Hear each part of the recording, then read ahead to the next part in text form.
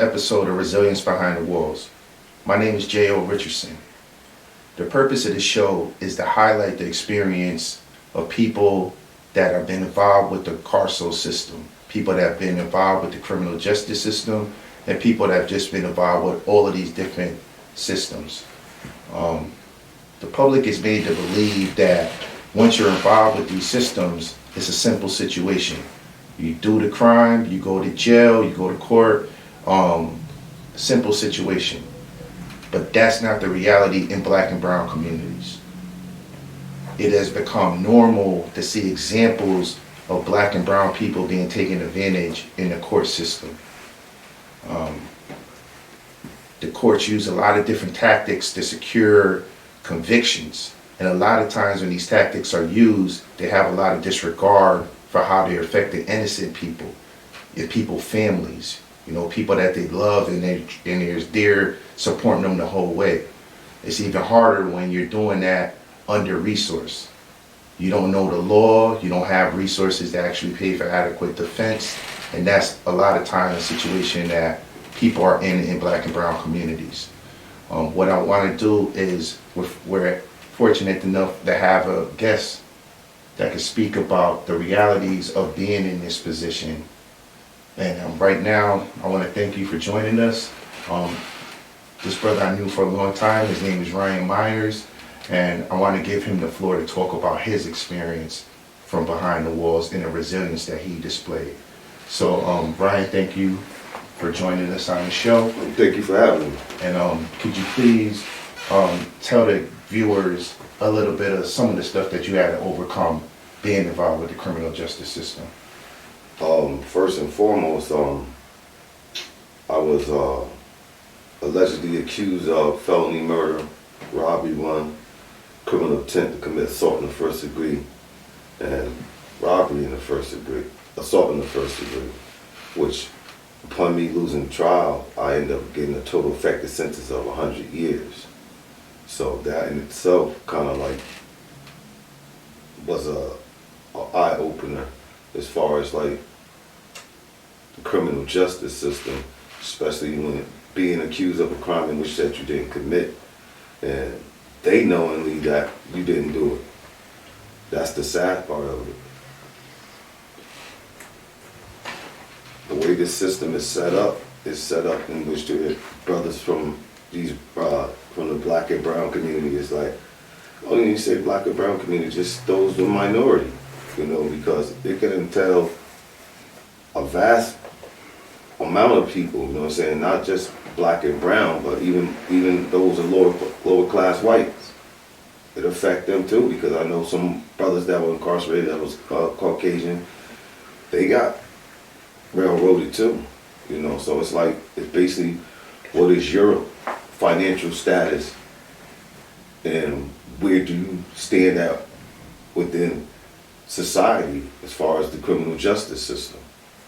Because if you have no one to speak up on your behalf and you don't have the finances, then you're stuck between a rock and a hard place. You got to push the envelope to try to get yourself out. You got to advocate for yourself. You got to have your family that's behind you advocate for yourself. I know I did a lot of writing. I wrote a lot of legislators. I wrote a lot of not businesses, but I wrote a lot of places, establishments that they said that they quote unquote, they geared towards helping minorities out, but they couldn't really do nothing. NAACP, they couldn't really do nothing because I wrote them several times based on just on jury selection. Because that's you at a disadvantage right there as far as with jurors, because they said that it should be those of your peers. But most of those people ain't of your peers. Yeah, that's a real big point you just brought up right there as far as when it comes to the jurors and who they consist of. I just wanted to reiterate this brother Ryan Myers. His brother had a sentence of 100 years. 100-year sentence for a crime that he didn't commit. He overturned that sentence, and right now he's free and he's able to talk to us on a podcast. I don't know if people realize how huge of an honor this is, because this brother's not supposed to be here. If it was up to the courts, when he got that 100-year sentence, he would still be serving 100 years. The brother fought for his freedom, advocated for himself, went against, did something that a lot of people were telling him that is impossible. And he gave that time back. And since he gave that time, and by him giving that time back, he's blessed enough to be sitting in front of us, giving the podcast, talking about his experience. So I just want to highlight that, brother. This is something that's real inspirational. And I know it's a lot of other people that are in similar situations that need to see this inspiration. You know, so I just wanted to overextend my gratitude that I have for you to even be on this podcast talking about your experience. I'd still be shocked, bro. I ain't gonna front. I've been home 16 years. And each time I wake up or I look at myself in the mirror, I'll be like, I'm really home. But you still have that fear there that they can come and get you. You know, because once they did it one time, they could do it a second time. You know, it's almost similar to that movie 12 Years a Slave. You know, he a free man snatching them up, bring them back to slavery. You know, that's kind of like what that system like. It's like you're on slave ships that don't sail on waters. And that's what prisons is. Slave ships that don't sail over water. They compact you in there. Before they used to they had tools that brothers could utilize that will make things much more easier for them when they come out here. But now prison is a business. It's not looked upon as like, oh, this man going in here and serve his time and then he come back out. Nah, you got a money tag on you. I think the average person that's incarcerated, the states are being paid like $50,000 a head. That's $50,000 for an individual. So now, if you go back in history, once they freed up slavery, prisons was a big thing back then. You know, they had a law called reckless eyeballing. What is reckless eyeballing? Yeah, you could go to jail for talking to a white person back in those days. Or if a white person walking on the same sidewalk, you supposed to go into the street. Not step aside, nah. Go stand in the street like till they walk by and put your head down. Yeah, that's a lot of that's where the black codes came from. I mean, the reality of the black codes were these were free slaves. They came up with these crazy laws that they could criminalize somebody. And one of the bigger laws that they had that they were taxing on black recently freed slaves were panhandling, breach of peace. Those, once they got hit with that charge, legally now, they could be treated like slaves again. And that's where the black codes came from. That was the goal of the black codes. Those still exist. Exactly. And and a lot of people don't realize that's the origins of the police. That's where the police came from, because the people that were enforcing the black codes during those slavery times were the police. That's the origin of where they came from. And a lot of times, you know, when you look at how an institution is operating, you have to look at the origins. And quite frankly, if this worked back then to create a huge population of basically people that you can exploit and use for slave labor and whatnot, why would you change these practices if you used them years ago, centuries ago, and they were successful? I mean, that's what we're faced with now. Yeah, these are still the communities that these black codes are being enforced on, and these convictions are happening to people. I mean, and if you go to certain states, because if you go to certain states, in certain states they still use prison labor, what they call chain gang. They still use prison labor. They use prison labor in Connecticut. Every state uses prison labor. Connecticut, Osborne Correctional Facility, they have an institution where this is an actual corporation that's ran in Osborne and other facilities across the state where they produce products Yup. that they sell. And this is a multi-million-dollar business that they've been operating for a long time in the state of Connecticut. did that eyeglasses. people don't even know. I did eyeglasses. That was my job. My job was that I made eyeglasses for every inmate in the state of Connecticut. All the mental institutions and stuff. Anybody that had glasses in mental institutions and stuff, I had made their glasses and stuff. But even though you got paid different than what you would than the average person out in population would get, because what they paying you was $10.50 every 2 weeks. And the sad thing about that is that the mentality of the people that used to work these jobs was like, a dude be ready to jump on if you walked on this floor. But at the same time, you're not willing to go to McDonald's and work. But you could sit in here in this prison and clean this facility from top to bottom. But at the same time, you can't go work at McDonald's. Oh, they're flipping no burger. Because what jail does, if you don't pay attention to it, you become complacent. You stop questioning life. You stop looking for means to provide for yourself. You starting to rely on somebody. You relying on somebody. That's why when dudes come out here and the recidivism is so high, it's because they're not training you in there. You're not going to school no more. That's because of John Rowland. Once he came in, he stopped that. Colleges, if you over the age of 25, there's no more other education for you, unless you take the initiative upon yourself to educate yourself. Like, as far as me, I was fortunate to come across an older brother that knew the law. He taught me the law. By him teaching me the law, I was able now to go in here and look at my case and decipher things and stuff. Plus, too, it doesn't hurt to have a formal education, too. You have to have some type of understanding of the English language, because most dudes that's incarcerated, they're illiterate. Yeah, that's a They're illiterate, and then it's like, if they can't comprehend the English language, and when they look in a law book, even though they can read, it's gibberish. So looking at that, it's gonna quell a dude from like, nah, man, I ain't even gonna try. I ain't even wasting my time no more. And that's one of the disadvantages from coming from black and brown communities. I mean, the black and brown communities, we all know we're under-resourced, we're under-educated, we're under everything.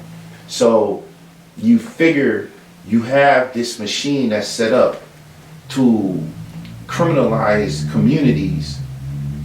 On top of that, they're being put into this arena where they have to know the law.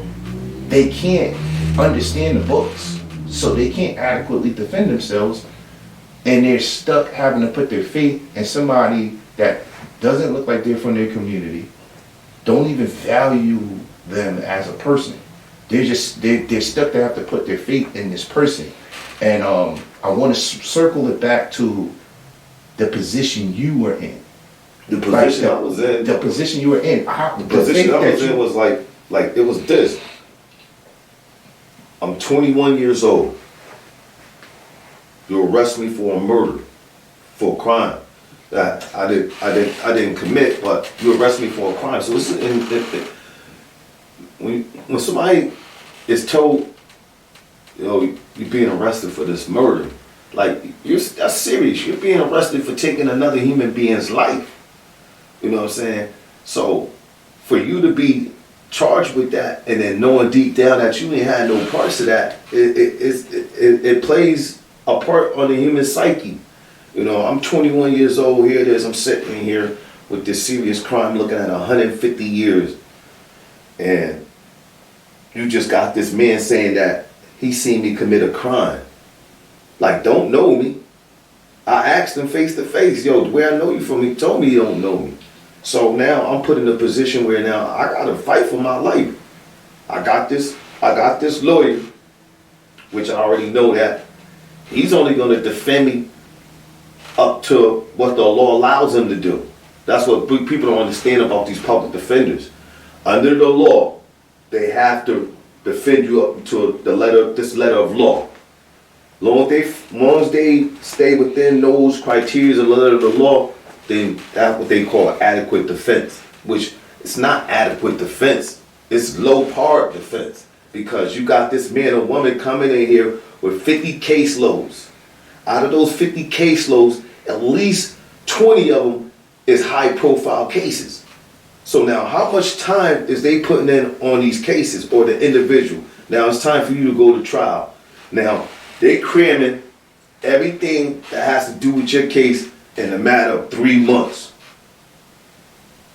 The courts tell you within 90 days, you'll be going to court. 120 to 90 days, you'll be going starting the trial. So that's when you ain't seen this public defender for over a year and a half since you've been sitting in the county jail. You only talked to this person. You seen him the first time when you was arrested, when they appointed him to you, him or her to you, and then the next time you see him is when they come through to do the formality with the paperwork. You gotta sign this and that. You gotta sign all these waivers so they can look at your medical, look at your other criminal stuff. So now here come trial. You seeing this joker right now. It's 2000. It's 2009. You've been sitting in there since 2007. You only seen him 3 times, and this is the 3rd time you seeing him or her. Now you getting ready to go up here and sit up here in front of 12 people, 14 people, 12 jurors and two alternates. Now you got these 12 people up here who probably don't want to be there, and then you got these 12 people with 12 individual outlook on what the law is, their interpretation of what the law is to them, what their perception is. And on top of that, those 12 people, chances are, a lot of them are not from your community. Yep. Don't have no experience of how you were raised, some of the realities a person has to go through coming up in the community. You have these individuals that are going to give judgment on you based off of the stuff that's presented in front of them, which is a lot of stuff that is negative. With that being said, we spoke briefly about some of the tactics that the courts use to secure convictions. Was there any unfair things that happened during your experience with the courts that you would say contributed to you getting that unfair sentence? Yeah. Like, I had 2 co-defendants. I don't even know neither one of them. You don't have to say their name. Yeah, I don't know. I'm not saying their name, but I don't know neither one of them. I don't know neither one of these brothers. Like, I know you, but if I see you in my neighborhood, that don't mean I know you. I just see you in my neighborhood. I know you from around my neighborhood. For me to know you meaning that I know something intimate about you. You know what I'm saying? We hung out. We know each other in the sense that we either drunk or had lunch, played basketball, boom, boom, or football. But to sit there in front of a man that you ain't never seen before, he don't even know you. He telling you he don't know you. He telling you. He said, yo, the brother said. I said, man, do I know you? Brother said, nah. He said, but I can't do no murder bid. But what makes you think I could? So, let me just get this to clarify this. So, you're going to trial for this crime. Yeah. They offer you 150 years if you lose. This is what you're looking at. That's what I'm looking at. They gave me an offer, but they offered me 35 years. So I'm like, I'm not taking on 35 years. And so now the people that they're saying you committed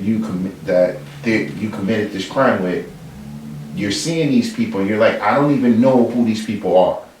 Yeah.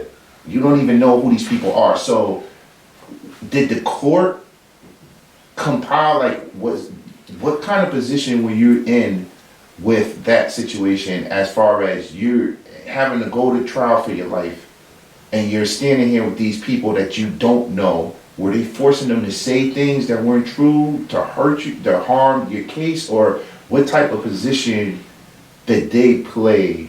Or did the courts force them to play to hurt? Basically, a lot of people that are put in positions to testify against somebody in a case, 9 out of 10, they're not trying to go to jail for that charge, or they already got some other charges and they ain't trying to go to jail for that. Was this the situation with the people in your case? The people in my case was the fact that they charged all of us with a murder. So it's like you got 3 individual guys who don't know each other and they all charged with the same crime. So out of those 3 individuals, you're gonna get somebody to turn on the other 2. Or 2 to turn on 1. I don't know him. Shoot, I testify, I ain't gonna see him no more anyway, because he's going to jail for the rest of his life. And that's the mentality. Unless you get locked up and sent to the prison where that brother at, but other than that, with the mindset like, yeah, I'm gonna testify against you, I'm gonna put you in jail because I ain't gonna see you anyway. So with your situation, was that what happened? Yeah. They gave one brother immunity and the other brother, he caught another crime while we was incarcerated. He escaped out of the county jail. They caught him. So that right there in itself put him in a bad position. You know, he's still sitting there, brother. Brother been sitting there over 30-something years. I would have been still sitting there over 30-something years. But I did something, I think the best thing I could ever do was separate myself from him. Because they was going to try to they was going to take me to trial right along with him. And I filed a motion for separation. Because I was like, when I went through my probable cause, and this, the reason I want to speak on this, I don't want to jump too far. The reason why I want to speak on this about with probable cause is that a lot of brothers don't understand that in the state of Connecticut, they used to indict. They took away the grand jury. And when they took away the grand jury, they brought this procedure called probable cause. The probable cause procedures, which that a lot of brothers fail to realize, is that one of your amendment rights is that you got the right to confront your accuser. Most public defenders tell dudes, yo, waive your probable cause, which is wrong. Nah, go through your probable cause, because with me, I went through my probable cause. They never found me guilty. They never found probable cause on me for felony murder. They found probable cause on me for manslaughter. But when you took me to trial, on felony murder, but I'm charged with manslaughter. This is one of the reasons why the state Supreme Court overturned my case, because how you charge this man with manslaughter, but you taking him to trial on felony murder? And most dudes don't. If you don't have no firm understanding or grasp of the law, you're gonna get duped in. You're gonna get duped into things that's real detrimental to you. You know, like I said, these public defenders and stuff, they only gonna represent you to the letter of the law. What the law allows them to do, that's it. No more above and beyond, none of that. Unlike if you had a paid lawyer, yeah, he's getting paid. He's getting paid, and you're gonna see the man or woman on a constant basis. You know, they into your case, but with these public defenders, I had this dude said to me, while we was on trial, he has to cop like the 3 questions. And I looked at him, I said, yo, man, you just gotta ask him 3 questions. And he said to me, let me do my job. I went to law school for this. He said, just sit back.